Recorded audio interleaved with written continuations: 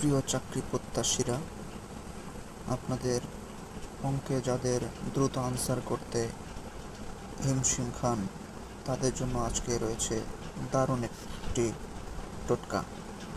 দেখুন, যে কোনো সংখ্যার পার্সেন্টেজ বের করার কৌশল। দেখতে পাচ্ছেন এখানে আমি বেশ কয়েকটি সংখ্যা লিখে রেখেছি। প্রথমে রয়েছে 200 এর 1% সমান কত। দেখুন, দেখা যাচ্ছে 200 এর 1% সমান কত। এরপরে দেওয়া আছে 200 এর 10% সমান কত।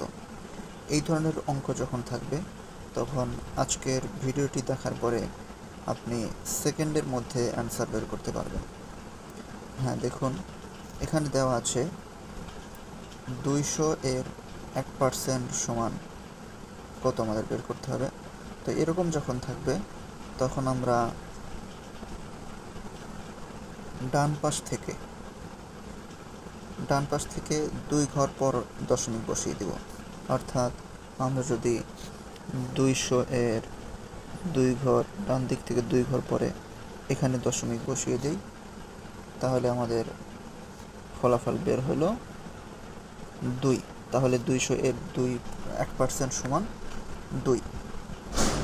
অনুরূপভাবে যখন আমরা 10% বের করব তখন আমরা 1 ঘর পরে দশমিক বসাবো। ডান দিক থেকে 1 ঘর পরে দশমিক বসাবো। তাহলে 200 এর 10% হবে 20। দেখতে পাচ্ছেন 200 এর 10% হবে তখন 20। তো এখন কথা হচ্ছে, পরীক্ষায় তো শুধু এরকম 200-300 মিলে থাকবে না, বা 1% 10% থাকবে না। তখন আমরা কীভাবে করব? তার জন্য দেখুন, নিচে এবার লিখেছি 200 এর 8% সমান কত। হ্যাঁ বন্ধুরা, এরকম যখন থাকবে তখন আমরা প্রথমে 200 এর 1% আমরা আগে বের করা শিখছি, সেভাবে আমরা বের করব। তাহলে 200 এর 1% আমরা শিখেছিলাম 2। এর সাথে আমরা যেহেতু 8% বের করতে বলছে, তাহলে আমরা জানি 1-এর সাথে 8 গুণ করলে সেটি 8% হয়ে যাবে। অর্থাৎ 2-এর সাথে আমরা যদি 8 গুণ করে দিই সমান 8 দোকানে 16।